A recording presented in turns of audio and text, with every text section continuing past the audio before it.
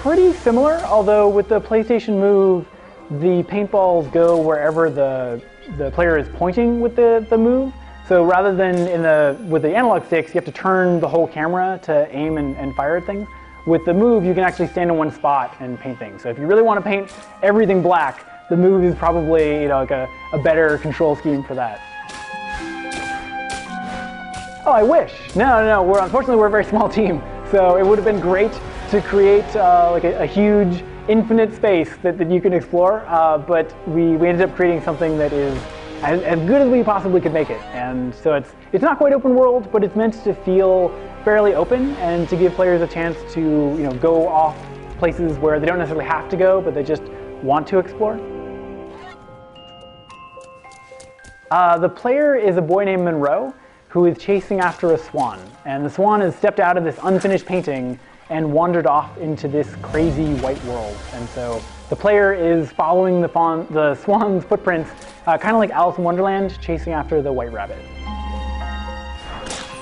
So originally it starts out with just black and white, and then gradually we layer things on. So there's the gold of the swan footprints, and then there's gold of the king's crown that you see when you enter the garden area. And then eventually the game goes off in kind of a different direction, so it's not just black and white, but for right now, that's all we're showing of the game to keep things simple. It's a linear experience in that it's like a book, say that you're progressing through the area. So it's not like there's someone who you're going to call up on a cell phone and he's going to give you missions. It's a story, and you're finding the different areas of this world. So you're actually exploring the castles that the king created and that have since been abandoned. So you're moving your way across this landscape.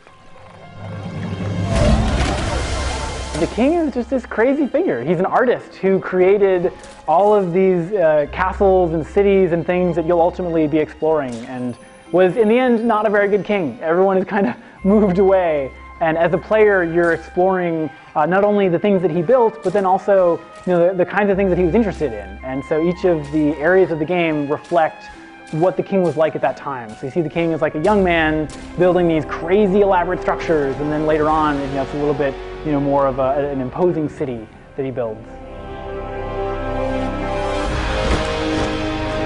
The player is chasing after a swan. So his goal is very simple. There's a swan, maybe it's footprints, maybe it's the actual swan later on. But yeah, he's just like Alice in Wonderland, chasing after this creature that's constantly and frustratingly running away. There are definitely things that can kill you, but our goal as game developers is to create an experience that encourages players to explore the world. So we want to make sure that anytime the player dies, that it's not an expensive thing for them, that they don't lose 10 minutes of progress and get really frustrated. So there are definitely places where the player is not necessarily safe, but we try to make it as easy as we can on the players to encourage them to keep exploring the world. The players feel like it's something they've never seen before, and I hope that people are constantly surprised.